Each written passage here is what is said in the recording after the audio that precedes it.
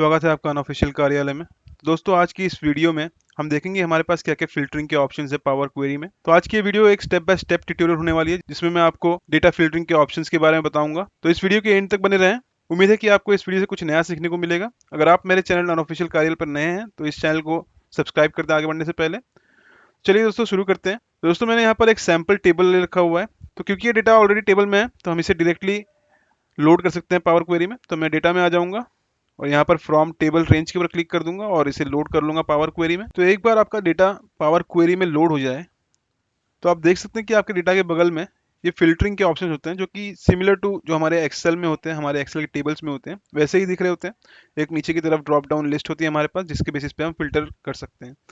अब सबसे पहले तो पावर क्वेरी में फिल्टर लगाने का ये एक एडवांटेज है या फिर डिफरेंस है आप कह सकते हैं कि आपको डेटा टाइप के हिसाब से फिल्टरिंग के ऑप्शंस मिलते हैं। फॉर एग्जांपल हमारा जो सबसे पहला कॉलम है वो डेट का है, उसके बाद के 3 कॉलम टेक्स्ट डेटा टाइप में है, उसके बाद के 2 कॉलम होल नंबर में है और लास्ट में हमारे पास डेसिमल नंबर का कॉलम है। तो अगर मैं डेट के कॉलम पे यहाँ फिल्टरिंग के ऑप्शन पे क्लिक करूँ तो ये हमारे पास नॉर्मल सी लिस्ट तो आ ही रही है, लेकिन इसके अलावा जो हमारे पास ऑप्शन आ रहा है यहाँ पर आप देख सकते हैं डेट और टाइम फिल्टर्स।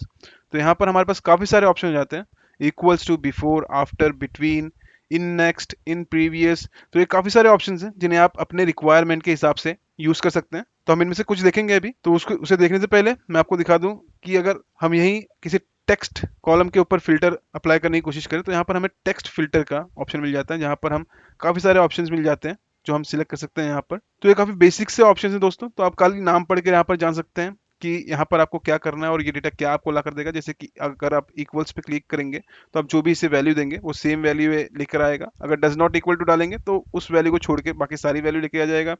बिगिंस विथ, मान लीजिए आप डी डाल देते हैं तो यहाँ पर फिल्टर में अगर आप देख सकते हैं हमारे पास डी से खाली एक ही ऑप्शन है जो कि डायरी है। तो अगर आप बिगिंस विथ डी डालेंगे तो ये डायरी को ले आएगा। डज नॉट बिगिंस विथ, अगर आप डज नॉट बिगिंस विथ में डी डाल देंगे तो वो सारे ऑप्शंस ले आएगा जिसमें फर्स्ट लेटर डी नहीं है, तो डायरी को छोड़ के बाकी सारे ऑप्शंस ले आएगा इस केस में। Ends with, does not ends with similar way में काम करता है, कंटेन्स भी सिमिलर वे में काम करता है। तो मान लीजिए कि मैं इसमें से कोई भी एक ऑप्शन चूज कर लेता हूँ। मान लीजिए मैं कंटेन को चूज कर लेता हूँ। कंटेन में यहाँ पर हम वैल्यू डाल सकते हैं कंटेन क्या कंटेंट होना चाहिए उस कॉलम में। मान लीजिए मैं यहाँ पर डाल देता हूँ ए आर सिंपली। तो आप देख सकते हैं हमारे पास जितने भी यहाँ पर आइटम है इन सब में से ए आर जो कि इसी सेम ऑर्डर में वो सिर्फ डायरी में ही है और बोर्ड में है। ठीक है, अगर मैं इसके ऊपर ओके प्रेस करूं तो हमारे पास जो फिल्टर्ड ऑप्शन आएंगे वो डायरी और वाइट बोर्ड के ही यहाँ पर आएंगे क्योंकि यही दो आइटम्स हैं जिसमें ए और आर सेम ऑर्डर में प्रेजेंट है। तो कुछ इस तरह से ये टेक्स्ट फिल्टर आप अप्लाई कर सकते हैं। तो मैं यहाँ से अप्लाइड स्टेप में से फिल्टर रो को डिलीट कर दूंगा और अपने ओरिजिनल डेटा पे वापस आ जाऊंगा। तो सिमिलरली आप देख सकते हैं यहाँ पर भी टेक्स्ट है तो हमारे पास सेम ऑप्शन है। यहाँ पर थर्ड ऑप्शन भी हमारे पास टेक्स्ट है तो सिमिलर ऑप्शन है। अब हम नंबर कॉलम पर आ जाएं तो यहाँ पर हमारे पास नंबर फिल्टर्स का ऑप्शन यहाँ पर अवेलेबल हो जाता है। Equals to, does not equals to, greater than. अगर मैं यहाँ पर ग्रेटर देन डालूँ तो मान लीजिए कि मैं 5 डाल दूँ तो 5 के ऊपर की सारी वैल्यूज मिल जाएगी। ग्रेटर देन और इक्वल टू, अगर मैं 5 डालूँ यहाँ पर तो 5 और उसके ऊपर दोनों दोनों ही वैल्यूज को कवर करेगा। सिमिलरली लेस देन है, बिटवीन एक रेंज में काम करता है। मान लीजिए कि मैं बिटवीन के ऊपर क्लिक कर रहा हूँ, यहाँ पर एक डायलॉग बॉक्स ओपन हो रहा है। तो यहाँ पर मुझे दो वैल्यूज देनी होंगी, पहले तो इज ग्रेटर देन और इक्वल टू। तो यहाँ पर पहली वैल्यू हो जाएगी मान लीजिए कि 2 और दूसरी वैल्यू इज लेस देन और इक्वल टू, मान लीजिए मैं यहाँ पर दूसरी वैल्यू दे रहा हूँ 7। तो अब ये फिल्टर हमें हमें वो सारी वैल्यूज देगा जो कि 2 और 7 के बीच में लाई करती है, इंक्लूडिंग 2 और 7। तो मैं यहाँ पर ओके प्रेस कर दूं तो आप यहाँ से देख सकते हैं कि जो भी नंबर्स 2 और 7 के बीच में आते हैं वो सारे नंबर्स हमें यहाँ पर फिल्टर होकर मिल जाएंगे। तो मैं स्टेप यहाँ से डिलीट कर दूंगा, ओरिजिनल डेटा पर आ जाएंगे, फिर नंबर फिल्टर पर आ जाएंगे। तो यहाँ पर हम एक और देख सकते हैं, मान लीजिए कि मैं डज नॉट इक्वल्स के ऊपर क्लिक कर दूं। तो अगर मैं डज नॉट इक्वल के अंदर वैल्यू डाल दूं 2 और ओके प्रेस कर दूं तो यहाँ से जितनी भी वैल्यूज हैं जिसमें 2 है वो सभी यहाँ से रिमूव हो जाएंगे। तो ये फिल्टर हटा के ओरिजिनल डेटा पर जाएंगे। सिमिलर फिल्टर्स हमें बाकी के 2 कॉलम्स में मिलेंगे क्योंकि दोनों ही नंबर्स में है, भले से ये डेसिमल में है लेकिन यहाँ पर ये है नंबर फॉर्मेट में, इसलिए हमारे पास नंबर के ही फिल्टर्स होंगे यहाँ पर।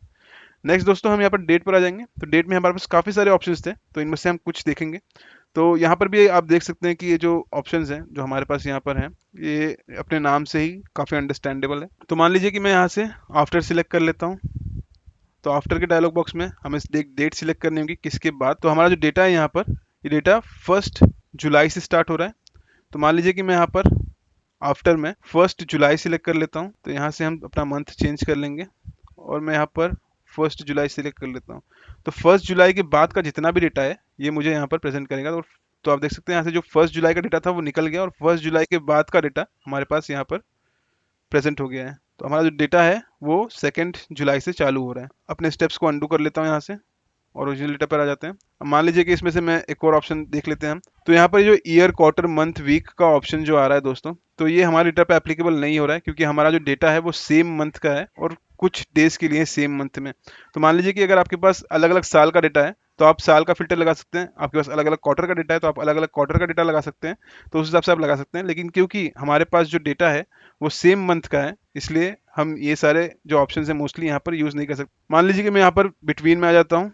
तो यहाँ पर हम डेट रेंज दे सकते हैं कि कौन से डेट से लेके कौन से डेट तक का डेटा हमें देखना है। ये हम यहाँ पर अप्लाई कर सकते हैं।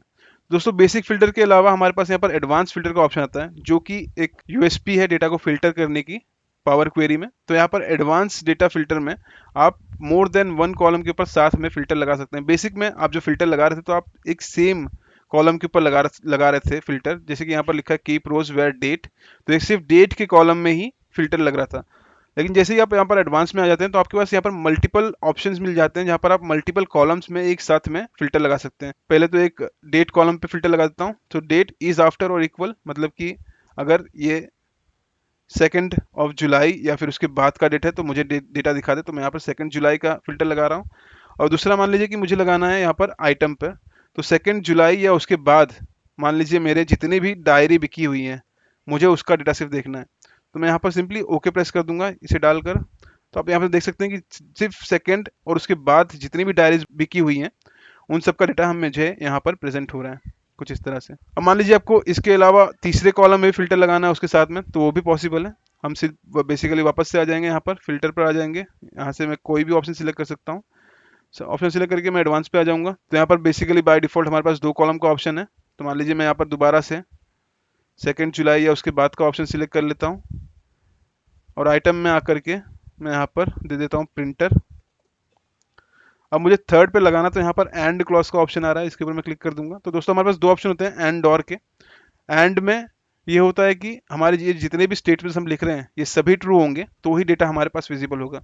और में ये होता है कि अगर इन तीनों में से एक भी ट्रू हो गया तो भी हमारे पास डेटा आ जाएगा। मान लीजिए यहाँ पर मैं एंड लगा रहा हूँ और यहाँ पर मुझे सेल्स रिप्रेजेंटेटिव चाहिए। सेल्स रिप्रेजेंटेटिव का मुझे नाम ठीक से याद नहीं है मान लीजिए, तो मैं यहाँ पर कंटेंट्स लगा दूंगा और कंटेंट्स लगाकर मैं यहाँ पर लॉरा लिख दूंगा। तो मुझे पता है कि एक लॉरा नाम की सेल्स रिप है मेरे पास जो काम करती है, लेकिन मुझे उसका कंप्लीट नेम याद नहीं है, इसलिए मैंने कंटेंट्स यूज़ किया। लॉरा लगाकर मैं ओके प्रेस कर दूंगा। तो लॉरा ने जितने भी प्रिंटर्स सेल किए हुए हैं 2 तारीख के बाद वो डेटा फिल्टर्ड होकर यहाँ पर हमें प्रेजेंट हो जाएगा। तो दोस्तों कुछ इस तरह से आप फिल्टर्स को अप्लाई कर सकते हैं।